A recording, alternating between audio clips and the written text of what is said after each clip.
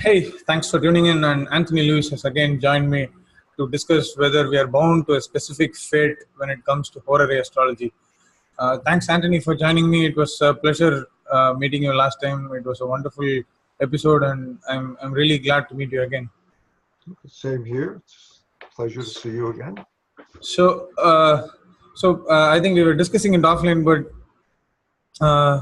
I always had the notion that when we take up horary astrology, we have specific result which could be yes or no, which could be favorable or not so favorable for the querent.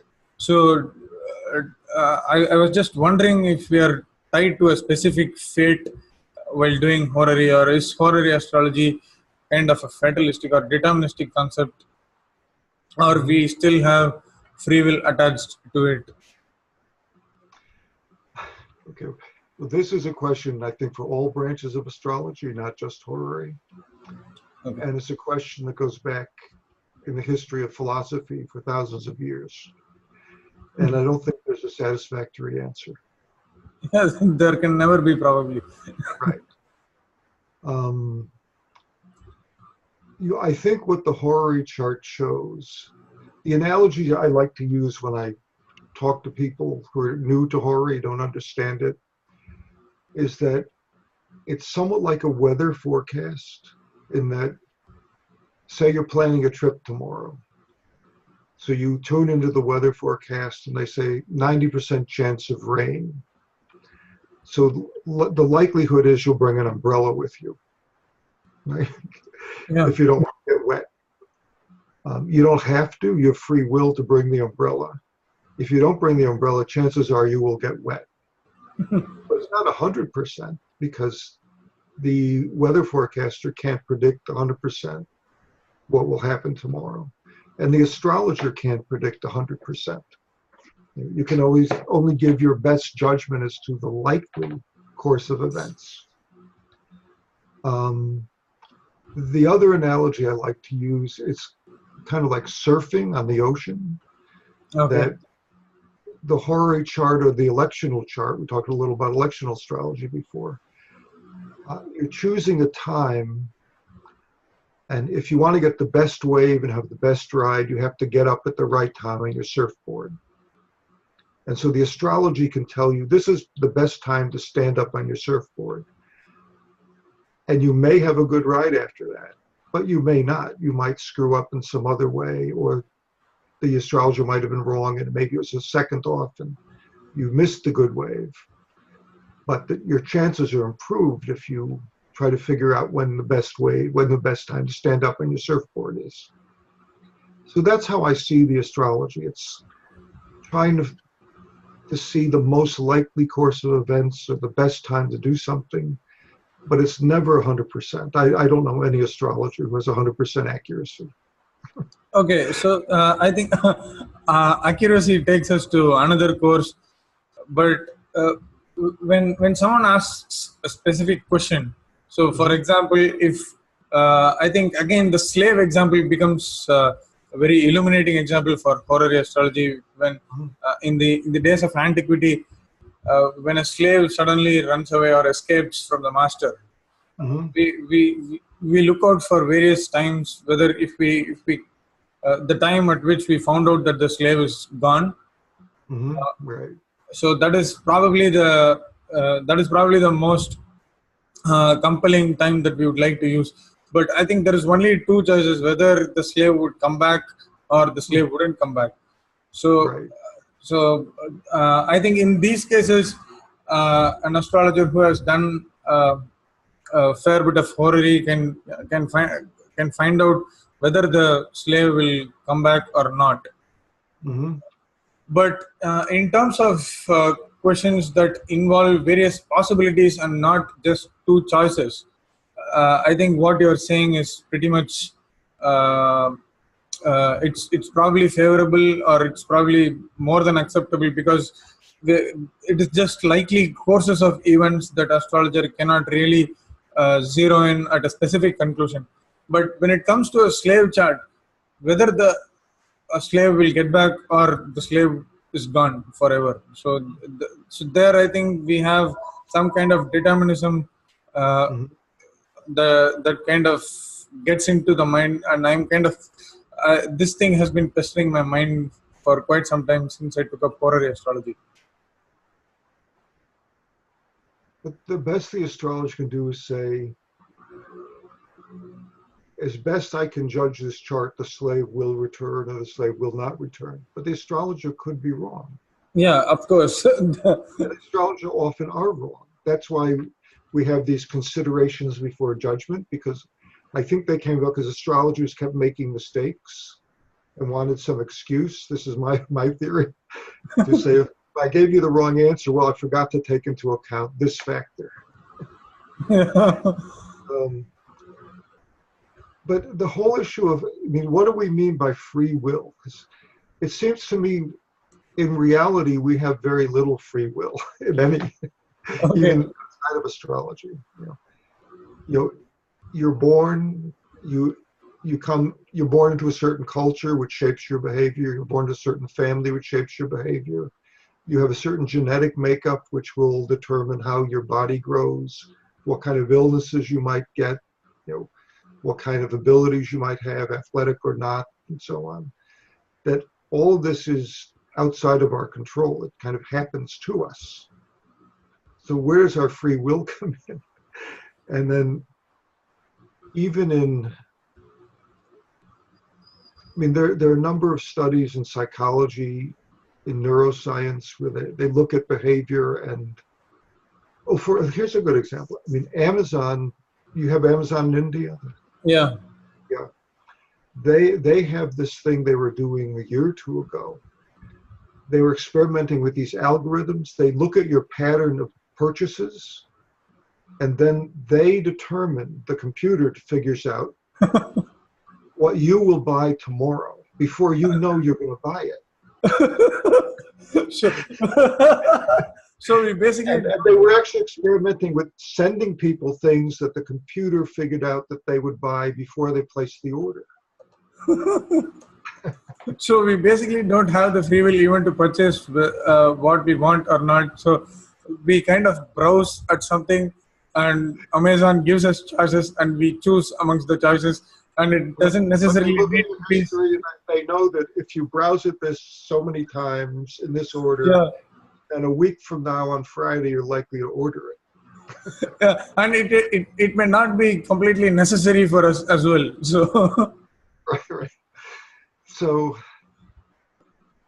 where's the free will? If they can predict your behavior, or political campaigns do this too. They'll look at your profile on the internet, on social media, and they will tell you, you're going to vote for this political party.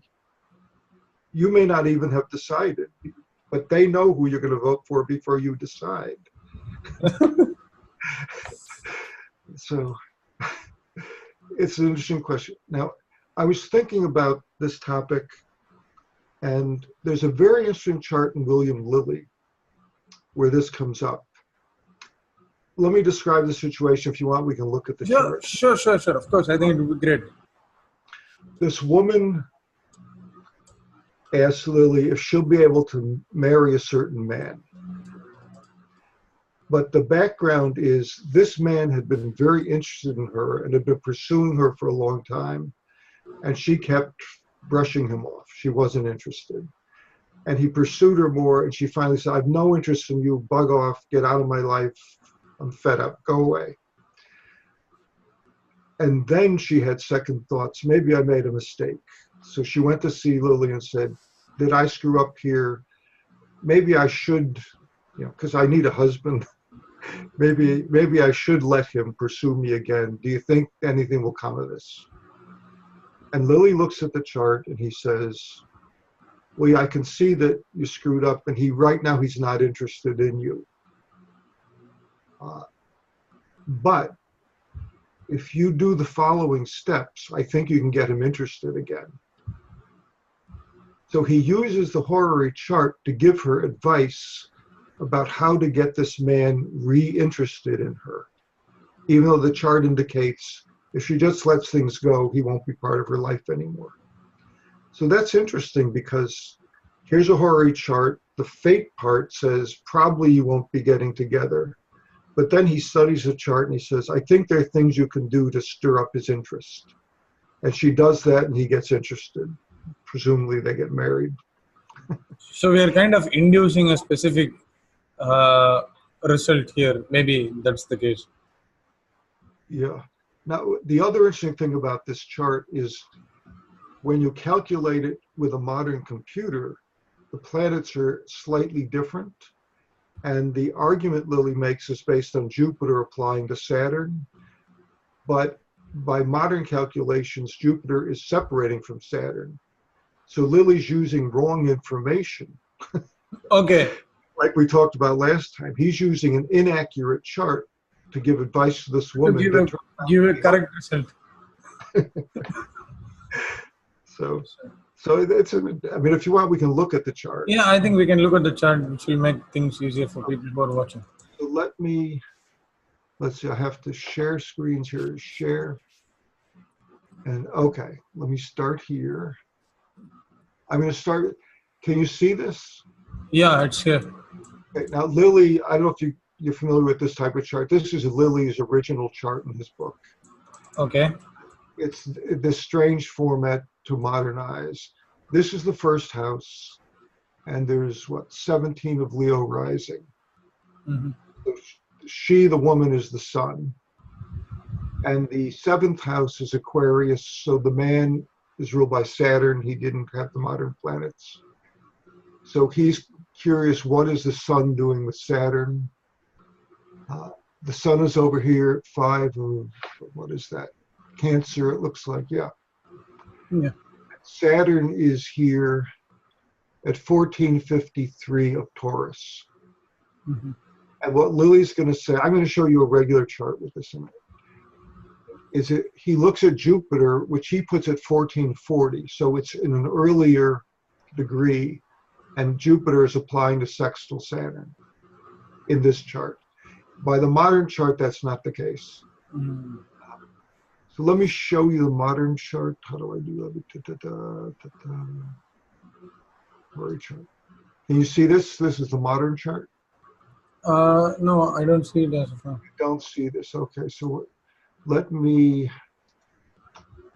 Now I'm confused. How do I? You can just minimize this. Let's see. How do I stop sharing? I stop sharing. Let me. I'm going to share then the modern chart. Okay. Can you see it now? Yeah, it's there. Okay, so this is the same chart in modern format. Leo's rising. She's the sun. The man who she's interested in is Saturn. Here's the sun in Cancer. Here's Saturn. But in this chart, by modern computer and a modern ephemeris, Saturn is at 36 minutes, Jupiter's 45. So Jupiter is separating, not applying to Saturn. Yeah. So Lily thinks that Jupiter's applying to Saturn. So he tells this woman, he says to her first, well, you, the sun, are applying to sextile Saturn, the man you're interested in. But the sun is in Cancer, where Saturn is in his debility. Mm-hmm. And so there's no reception. So even though there's a sextile forming, so there's no reception between the two of you, so you're not going to get together. For them to get together, has to be some sort of reception. But in fact, the sun is in a place that Saturn doesn't like. Yeah, sure. Because it's in Cancer. Saturn doesn't like Cancer. Mm-hmm. So he interprets that to mean you really offended this guy. He doesn't like you anymore. No chance you'll get together, even with that sextile. Okay. And then Lily argues, he says, but the sun is moving toward Jupiter, and he thinks Jupiter has not yet Separate. formed sextile to Saturn. Yeah. So he says, there must be some guy who's Jupiter's in his exaltation in Cancer, who's quite prominent or exalted, who knows you and who knows the guy you're interested in. So why don't you go talk to this Jupiter guy and tell him you're interested in getting back together with the Saturn guy, and have him intercede on your behalf. So she does that, and this guy does some matchmaking, gets them back together. I mean, the problem is Lily based his advice on inaccurate astronomical information, but it was the correct advice and it worked. Yeah. Yeah. So here, Lily says, fate says you probably won't get back together, but the chart says there might be a way around fate. You appeal to this Jupiter guy, have him intervene with his friend, the Saturn guy, and maybe he'll get you to go out together, go out again, and you'll get back together. And that's what happens. Sure. So it's an interesting chart. And this raises the issue we talked about last time. Yeah, this was the issue. Sometimes we have charts that are wrong. They have the wrong information in them, but we interpret them and give a good reading, helpful reading. And so this is where I think the divination aspect of astrology comes in. Of course. But if we're divining, is it really fate, or are we, So there is no real conclusion as to whether it is fate or free will, because in this case we have we have a choice around fate. So yeah.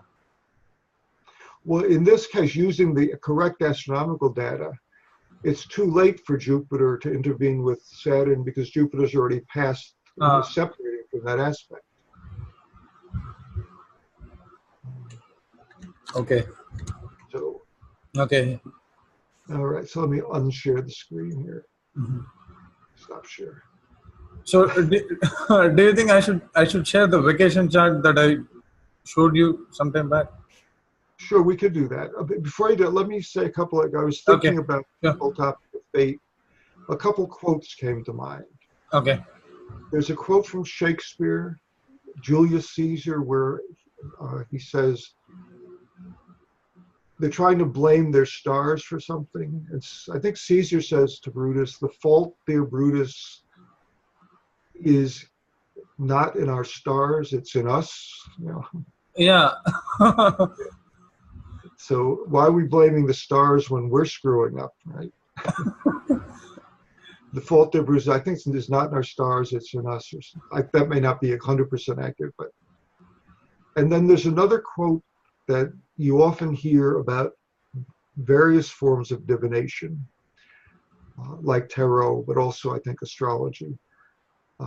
A quote which I like a lot, which is that astrology is a good servant, but a bad master.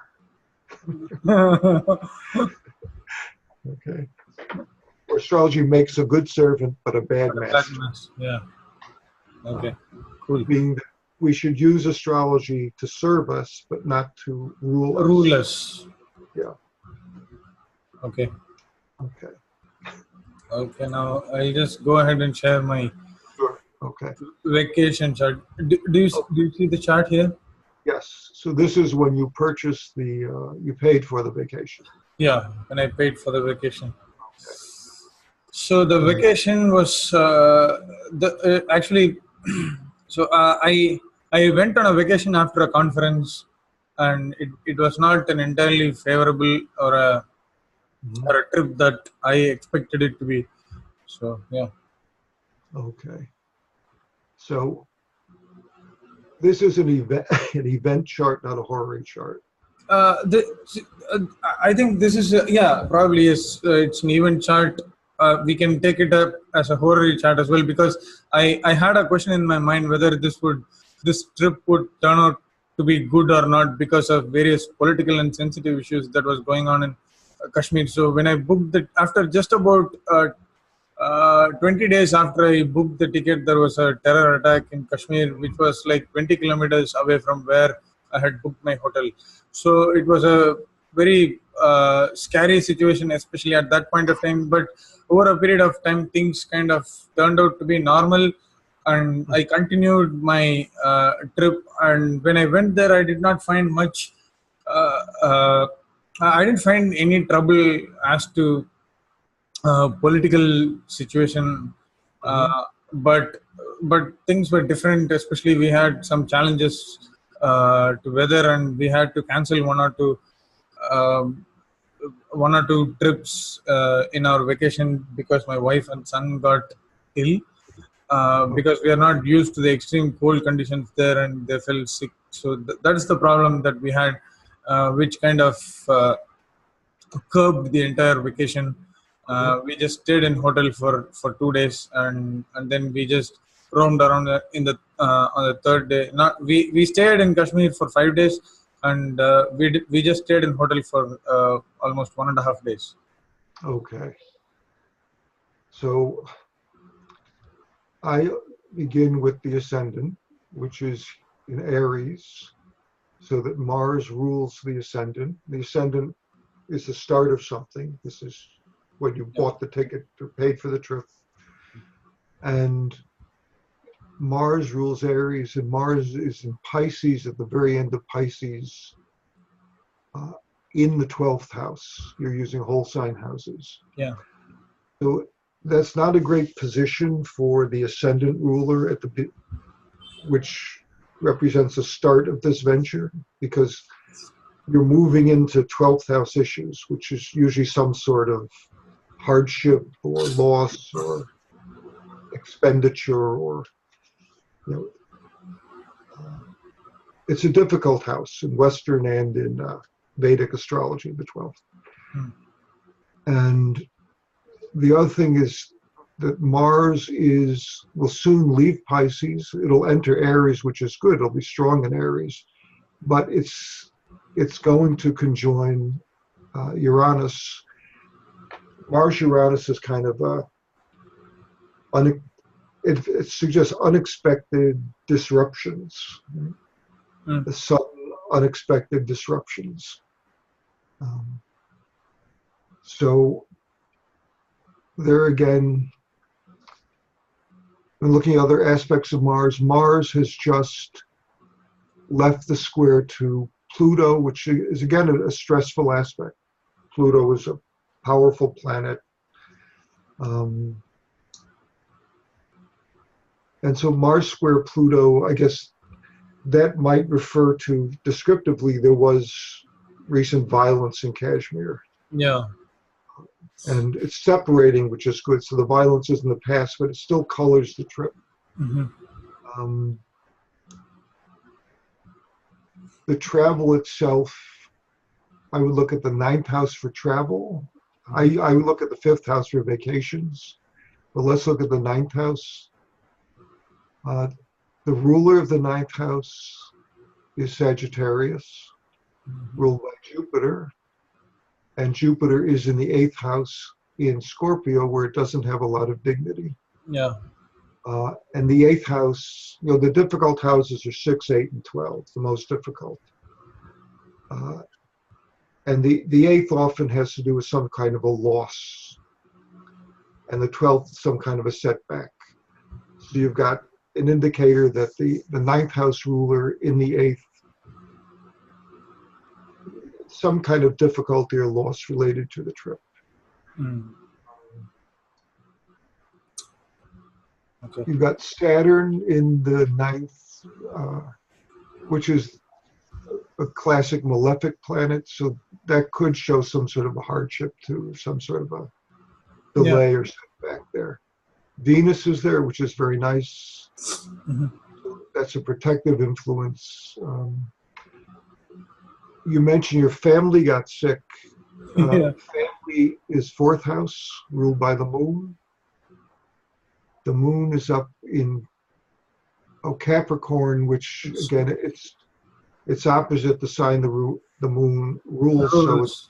So there's some stress in the family issues, and it's applying to Mercury, which rules the 6th house of illness. So that. Oh, that's classic. So yeah, you've got the moon very close to Mercury, right?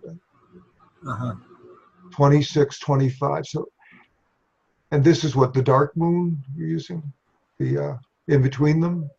Yeah. I generally don't use that, so I'm not sure how to interpret it. Even I don't use it, but it's just a feature that the software shows up in here. But in any case, you've got the moon very close to almost conjunct the Mercury. They were about a degree apart, less than a degree apart. So it's a very tight conjunction, and the moon is the sixth house. The Mercury is a sixth house ruler. So you might expect illness in the family as one possible interpretation of that. And what else do we see here?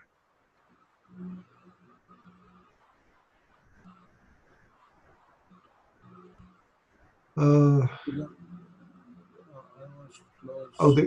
always look at what's angular here, and the most angular things seem to be the moon's nodes. Yeah. Especially with the south node conjunct the midheaven.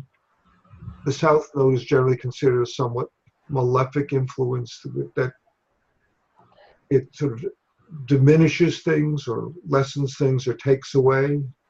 Contracts stuff, yes. Yeah, right. So. Okay.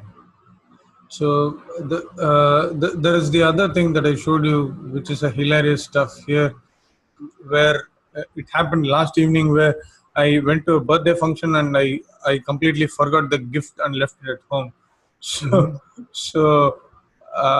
it was not just me involved, because it was a collective gift, and I was holding it with me, and finally I forgot and went. So it was an embarrassing situation where I had to say sorry to everyone. Right. So in this chart, you have Virgo rising. I know her mind is going. Mercury rules the ascendant. So Mercury basically is you here. Yeah.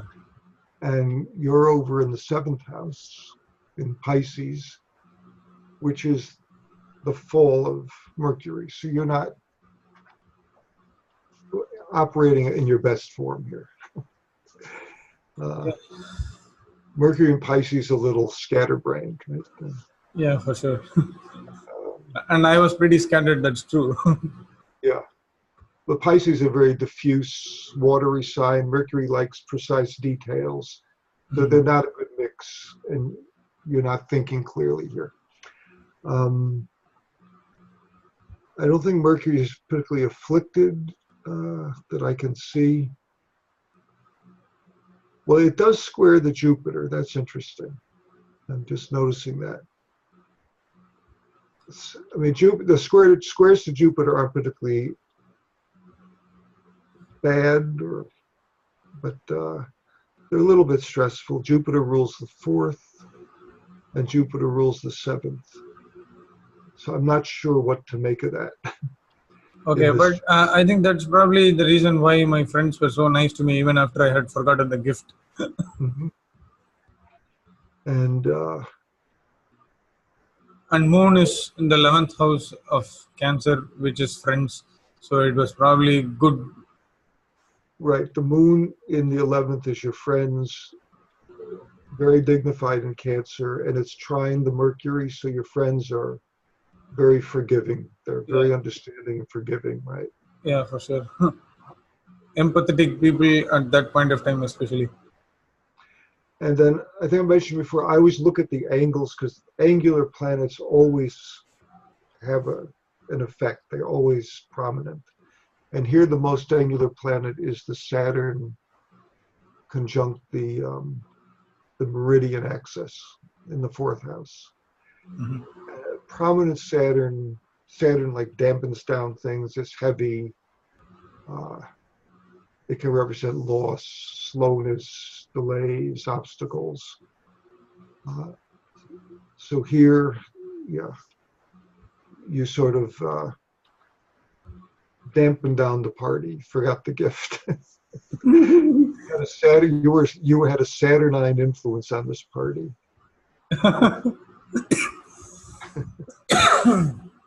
So, yeah. Other things, I'm not sure what else we can say here. Okay, so I think that's pretty much it. So, yeah. So in the thing here is that we are pretty much there. We have some route around free will, even though it appears as if we are bound to a specific fate, and that also is signified by the planetary positions, whether a particular planet is applying or separating from another planet. So that, I think, gives a way around. But in your birthday chart, if you had noticed that your ruler Mercury is in Pisces, it actually is kind of across from the ascendant. So that in itself is a bit stressful. You're sort of working against your own interests because you're opposing the ascending sign. And you're doing it from Pisces. Mercury in Pisces is in its fall. So you're not thinking clearly. Your mind is a little confused, foggy. Okay, I think there is a very interesting connection with Mercury in my birth chart. My Mercury is my 5th house ruler, and 5th house again. Mercury is your 5th house ruler? Yeah. In your birth chart, okay. So the Taurus rising. So again, 5th house relates to gifts or something like that. So. Right. But the point I was making in this chart we just looked at, if you had thought ahead and said, how is Mercury in Pisces opposing the ascendant likely to play out? You might have thought, well, I'm doing something because I'm not thinking clearly, I'm not paying enough attention, I'm inattentive, I'm foggy-headed. What am I missing here? And then it might have occurred to you, oh, the gift. No, I didn't even realize soon. I just realized it after I went there, like about an hour after I went there. So, you didn't realize you forgot it, yeah. Yeah, it was completely gloomy. So I think that pretty much brings us towards the end of the session, and it was a wonderful start to the day. As it is, it's around 7 a.m. here. So You look a little sleepy. Did you get any sleep last night? Yeah, okay, not bad. So okay. So yeah, it was wonderful. It's not something that we can conclude upon, but still, I think it was wonderful discussing with you, Anthony. Thank you so much for joining me. Okay, same here. Yeah. Take care. Have a good day. Yeah. Okay. Bye-bye.